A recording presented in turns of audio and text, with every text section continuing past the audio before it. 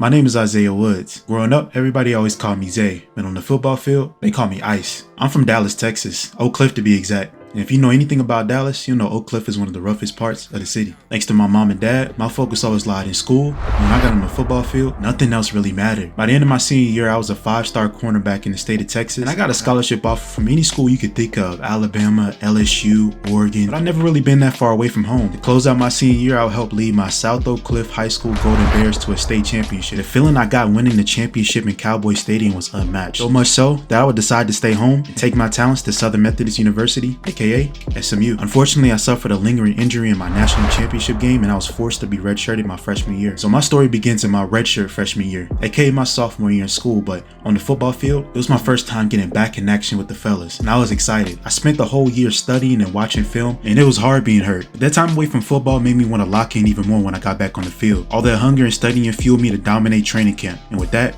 Coach decided to put me at second string to start off this season. And I would have a chance to compete for the starting spot eventually, but for me, I was just excited to be out there with my guys. We broke in the season with a home opener against Texas Tech, Big 12 school. Started off being a low scoring game. Offenses were both a little rusty, maybe first game jitters, but for me, I had to set the tone no matter where I got the ball. Being a cornerback was a little bit hard. You don't really get opportunities if you're locking your side down, and that's exactly what I was doing throughout this game.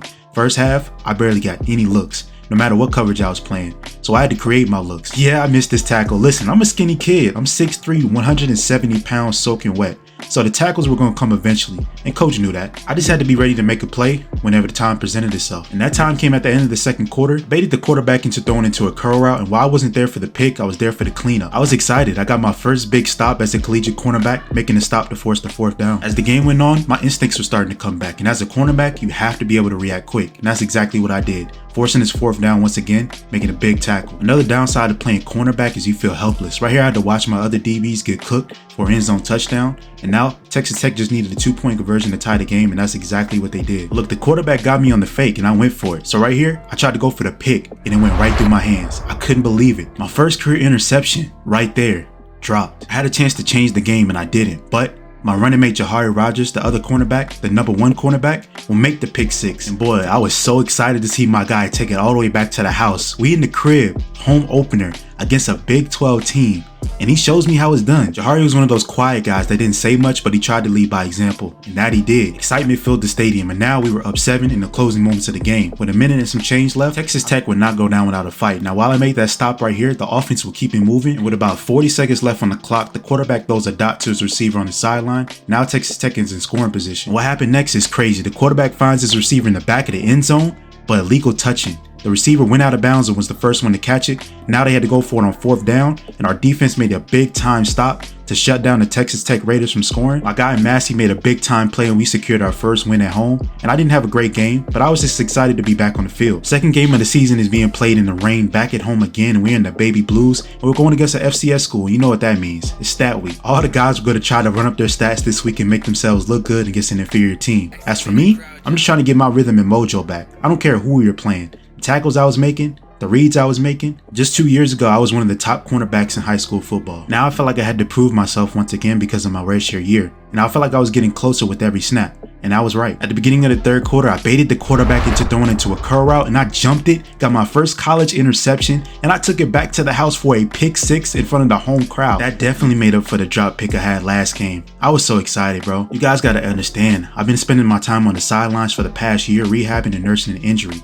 Now I'm back here with my guys, making a statement on a national level. After a solid performance, we were going to blow out the FCS school. Now we returned to practice where coach offered me a chance to compete for the starting cornerback spot. Now I thought Jahari had it on lock, but coach said after that pick, he felt like I had a chance to be the number 1 corner on his team. And I never back away from a challenge, but I felt like coach was playing a trick on me. They ran the ball almost every possession, and I would fail the first position battle of my career. But I would have to quickly put that behind me as we had the biggest game of our year yet. We're down in College Station facing Texas A&M, and off the rip, my defense was ready. We would force back-to-back fumbles on the first 2 plays from scrimmage, setting the tone in this game. Before I got here, SMU had the reputation of being the little bro team in Texas. Everybody could walk all over them to get their season started. But since I came, I've been trying to turn the mindset around on this team, and it worked. Our linebacker made an amazing interception, and I couldn't believe the way we got off in this game.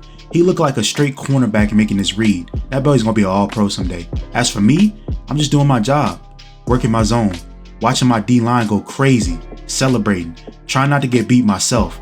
like I did right there. I wish I didn't put that on film because for me, most of this game was spent locking down my side of the field. I had to watch my other DBs get torched, whether it was in the slot or outside. For the entire first half, we had control of this game, but right here near the end of the second quarter, we would give up a touchdown and allow Texas A&M to creep its way back into this game. This is why you don't give any teams any momentum going into the second half, because right here, Evan Stewart would run right through our zone, blow past our DBs, and score a touchdown to cut this lead down to 4. And Texas A&M, all of a sudden, was back in this game. We're in the fourth quarter, and this is where big-time players tend to make big-time plays. And I get a stop right here on the third down. Texas A&M would convert a fourth down, work its way all the way downfield with a mixture of runs and throws. Despite giving up this catch to Evan Stewart, we would have a fourth down opportunity to make a stop and win this game, and that's exactly what we did. Backs against the wall, needing one stop, and we came through. I didn't have the greatest of games, so it was a little bittersweet for me, but hey, 3-0, right? I had to quickly focus my attention to the next game, which was TCU, our Fort Worth rivals. TCU was ranked number 14 in the nation, making this our first ranked game of the season, so it was a big deal that we came out and set the tone. And while our offense was very lackluster, our defense never faltered. We would hold TCU to only 3 points in the first half, allowing our offense to get right back in this game. Hey, we were shutting stuff down, but our offense wasn't really giving us any additional support as we gave up a touchdown right here at the end of the fourth quarter, but they needed a 2-point conversion to tie the game officially, and they didn't do that. Thankfully, the quarterback was way off in that throw. Despite our offense not being able to correctly salt the game away, they only had 11 seconds left to operate on this last second drive. With no timeouts, they terribly mismanaged this last drive, and we were able to get the victory 14-12 in hostile territory. And once again, I didn't make any game-changing plays, no turnovers, but I held my ground and held my own. And I had another opportunity to earn the starting spot, but once again, I thought I was getting trolled. They would run 2 straight run plays to close out my position battle. And the last one, I just jumped off sides, bro. I was trying to make a play by any means necessary. Listen, it's bad enough I don't get thrown to in the game, but y'all can't even throw to me in practice, bro. Our next game is against Rutgers back at the crib, and it's a conference rivalry. Hey man, we're 4-0 and we're officially ranked number 21, so we don't want to lose any games to these type of teams. The game is going as you expect it to go. I'm holding down my own, but right here, the quarterback tries me with the screen pass and I read it. Now I see why they called me ice on the football field. I got ice cubes for hands, bro. It's super frustrating as a corner when you barely get thrown to, and the opportunity you do, you drop it. This is when I started to fully appreciate the fact that I had to make plays by my lonely. I had to figure out where I could fit in this defense and stand out, even when I'm not getting the ball thrown my way. In this 3rd and goal in the second quarter, I had to watch my DB get torched for a touchdown. With a tie game, I have a kickoff return, and I'm trying to make a big play. Right here, I get a nasty spin move, taking it up the sideline, trying to turn the Jets on, but I get pushed out of bounds by number 29, and I set my offense up for a field goal. Hey, once again, you're not going to throw it my way? I got to find a play. I took on the quarterback head on. He was a little stronger than I thought. I'll probably feel that in my back later on, but right now, I'm watching my DBs get cooked on the other side of the field, and I said enough is enough.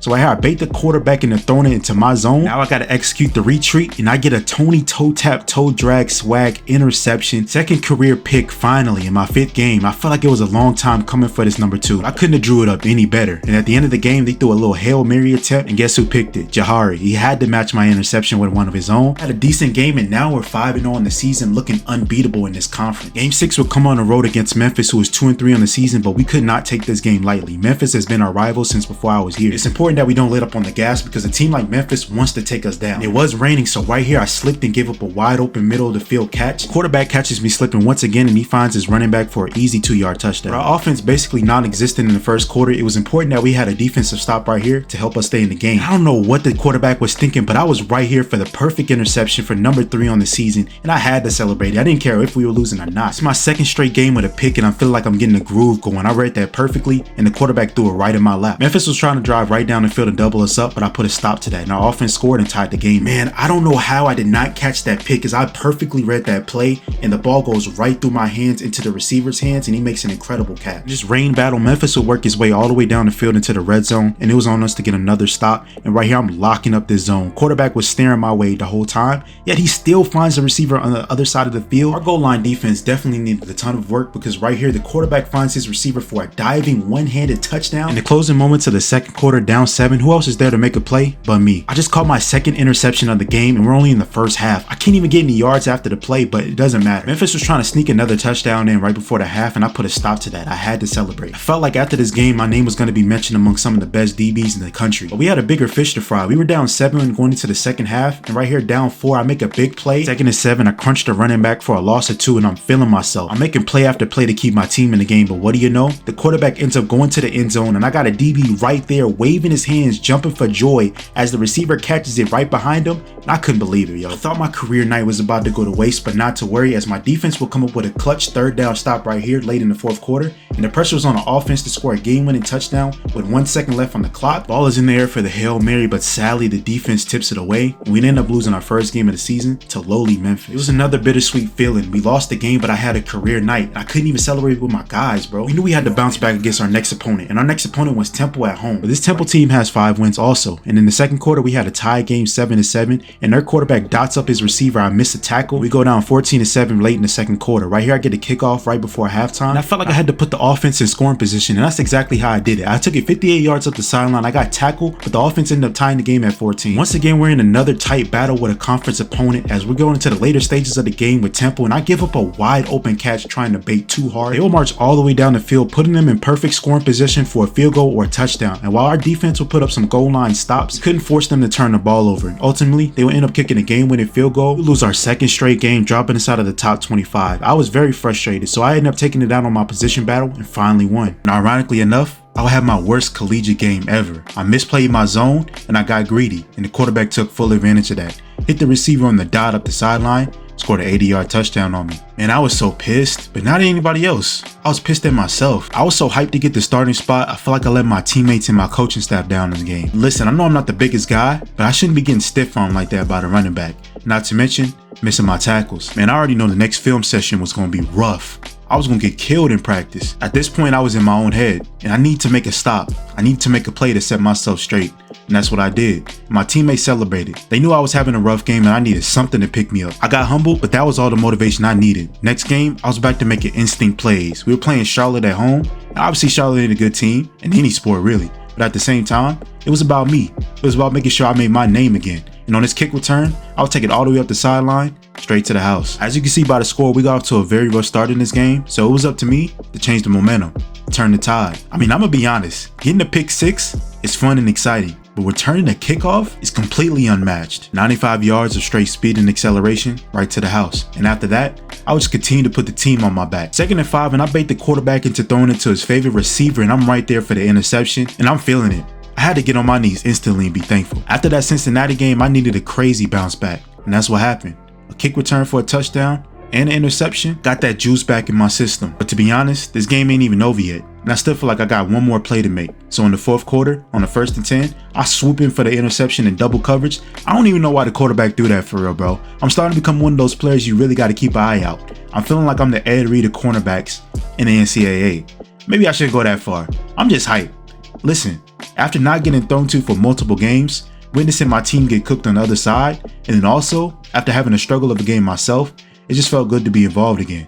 Right here at the end of the game, we're up 10, and the quarterback almost made a crucial grave mistake throwing his 3rd pick to me. And I was so close to my 3-pick game, but it doesn't matter. We walked out with a victory, and everybody was excited. I got my bounce back game, and immediately afterwards, I found myself on the Thorpe Award list. As the season is closing, I'm being considered as one of the best DBs in the nation, but I still got more time to prove myself. So for the rest of the season, my mission was to ball out, not only for my teammates, but I also wanted to be recognized as the best DB in college football. I play in a conference where running the football is very popular, so it's hard for me to get interceptions throughout the season. So I had to make my plays in the field, in the trenches. I had to really get my hits in. I ain't even the biggest dude, but I have to read and react. Even when I'm not there for the pick, I gotta make sure I'm there for the cleanup.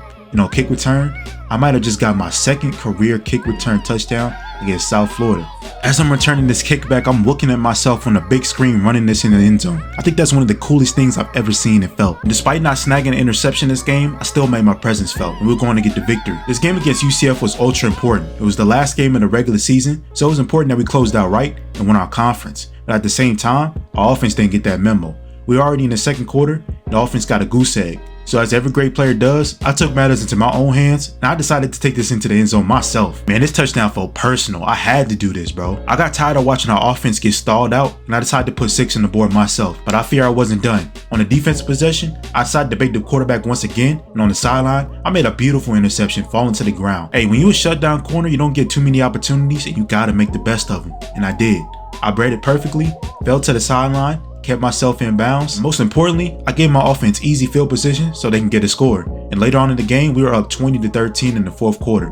My instincts were on an all-time high. I felt like I was seeing the field as best as any defensive back in the nation. Playing my zone, I baited the quarterback into a curl route and I don't even get the deflection, but the game was out of reach. We ended up winning the game and winning our conference at 10-2. Despite those 2 losses, we had one of the best regular seasons in SMU history. And with me leading the nation in interceptions with a tie at 7, it made me an easy choice for first team All-America as a freshman. I mean, hey, it wasn't easy, it wasn't smooth, but I did it. And now we earned our bowl game against Wisconsin, who was number 14 in the nation. And despite them being a Big Ten school, we came out and set the tone ourselves. Listen, we know we were the underdogs in this game because we're from the American Conference. So it was important that myself personally, came out and made an impact. Everybody's watching this game, and I'm trying to set myself up for the future, the NFL. I made him think I was playing it underneath, and he didn't even know I knew the ball was coming there the whole time, and I ran back and got it. I got tripped up by my own teammates, so I couldn't even get no extra yards, but it didn't matter. Right here, coach called a cornerback blitz, and I'm gonna go right around the offensive lineman and get to the sack. Already I had an interception and a sack in this game. That's all I needed. And with the offense providing a little juice, that allowed us to just hang on as a defense, get necessary stops. But up 6 in the 4th quarter with over 40 seconds left, I make one of the biggest mistakes of my early career. I terribly misplayed this ball, and even with the extra DB help, it didn't matter as the receiver made a beautiful play on the catch. Just like that, I thought I just flushed a great season down the toilet by making a stupid mistake in a crucial bowl game that will help our program out. So with 36 seconds left, down 1, I decided to take matters back into my own hands, as I always do. On the kick return, I hit a couple of zigs, a couple of zags. I'm going right up the sideline thinking I'm about to return it all the way home, and my teammate decides to sabotage the entire play by making a block in the back, and they take this ball all the way back to our 28-yard line. But to my surprise, I watched my offense march all the way down the field in record time, and with perfect time management, our kicking team came out and our big strong leg kicker nailed the deep field goal to go up 23-21. And despite this crazy insane ending, we were going to win our bowl game, and I couldn't believe it. Last year I was riding the bench rehabbing. This year I'm making plays in a bowl game, helping my team go 11-2 on the season, and I was hyped. I didn't know what my future held, but I knew I wanted to be here at SMU. In front of my family, in front of my friends, in front of the team I used to grow up watching. And we finally held up that trophy. I felt like we had a bright future ahead of us. I couldn't wait to get the next season. Year 2 was around the corner, and we had one goal as a team, to make it to the playoffs. As great of a season as we had for SMU, it was also a disappointment.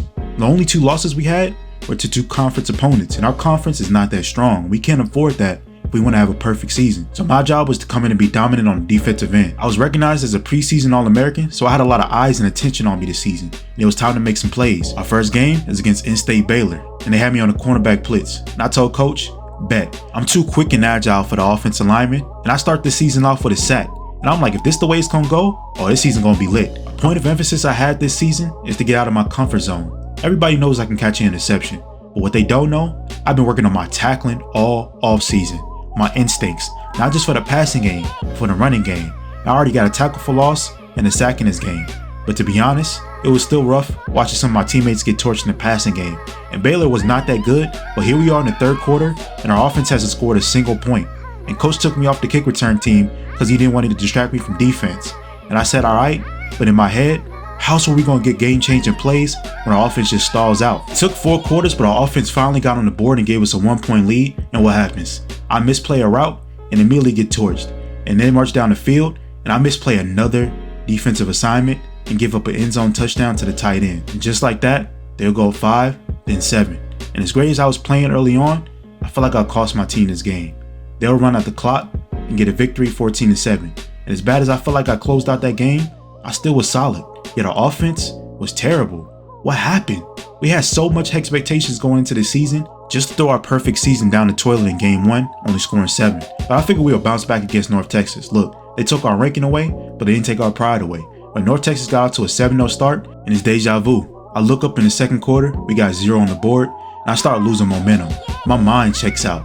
They had the goal line in the 3rd quarter, and after multiple stops, we still on the field. I just gave up an easy touchdown. I can't believe it, but at the same time, I don't even know if I want to be here right now. Why am I looking up at the end of the 3rd quarter, seeing 0 on the board, with an offense that I knew had the potential to score multiple touchdowns in the game? I'm missing tackles, I'm not making my instinct plays, I'm just frustrated. We down 14-0 to North Texas, bro. What's going on with us? What happened? We nearing the end of the 4th quarter, and it's up to the defense to hold it down, to give our offense another chance. You know that's what we did. When under 2 minutes to go, our offense had a chance to tie this game up, and on 4th and 2, I had to witness the worst play in history. Offense did a delayed handoff and turned the ball back over, and we lost to North Texas Mean Green. And after all that hype, after a great close to the last season, we're 0-2, and our offense looks terrible. To be honest, I'm questioning my purpose on this team. I feel like I'm budding as one of the elite defensive players in the nation, but I feel like it's falling on deaf ears when our offense can only give us 7 points a game. We're at the end of the first quarter playing TCU at home, and this is game 3. We gotta get a win. Our offense spotted us a rare early 7-point lead, so we took it on ourselves as a defense to hold it down, and it hit me. We're in game 3 of the season and I haven't made a key play yet. So right here, I charged the underneath route, get an interception off the tipped missed catch, and I couldn't believe it. My first pick of the season in that fashion. Hey, you don't know how you're gonna get it, but as long as you get it, that's all that matters. We'll go ahead and blow out TCU at home and get in their first loss of the season while getting our first win of the season. And I'm still not sure how I feel about this team. Listen, our offense was good this game, but how can it be trusted? I mean, I'm already out here bored on defense, having to run across the field to make plays. But as I'm saying that, right here, I bait the quarterback into throwing it to one of his favorite receivers. And you already know I read it all the way and got the easy interception across the middle of the field. And I don't have to tell y'all know these interceptions don't come easy. So I was really thankful when I got that pick. The quarterback gave me a gift, and I happily accepted it. And after that, I started making even more plays, getting back in the backfield. Like I told y'all before, the American Conference is not known for passing the ball, so I have to get active in different ways. That means gang tackling with my guys up front, then I'll do it. If it means getting in the backfield making tackles for loss, I'm with that. And I forgot to mention that this game was personal. If you remember, we lost to the same Temple team last season and went to 5-2. So this game, man, everything. We had to get our gift back. They won our perfect season. And despite giving up an easy catch, I laid the wood on this receiver, making him remember ever catching the ball on me. 24-6 late in the fourth quarter. This game is obviously out of reach, but what's not out of reach is this interception. I went up, grabbed it, stayed in bound, and I stared at the receiver as I caught it and dropped the ball next to him. One of my most savage plays of my career. I couldn't believe I pulled that off. Every time I get an interception, it seems like I can't stay in bounds or stay on my feet, but hey, it's about the pick, ain't it? I can't complain. We will route tempo and get back to 2-2 in the season and get the start of a winning streak going. But right here, against UCF, I slightly baited too much and this receiver made a diving one-handed catch in the rain. I couldn't believe it. Even though I was getting my tackles in, that play stuck with me. And as you can tell by the score, our offense has another goose egg in the second quarter. So our defense has to hold down the goal line in order to prevent us to go down. But this receiver ran a nice route on me and he scored an easy touchdown in the back of the end zone. And I gave up another goal line touchdown. Look, I gotta be honest with myself. As bad as our offense is playing, my goal line defense is even worse. And I'm making plays in the regular field. But when I get to the end zone, I gotta lock it up. So late in the fourth quarter with a 14-7 lead, I indeed lock up my receiver and the quarterback could not find him. And we're late in the fourth quarter with a little over a minute left and I get another interception to close out this game in the rain. Of course I don't go anywhere with it, but it doesn't matter. It's the principle.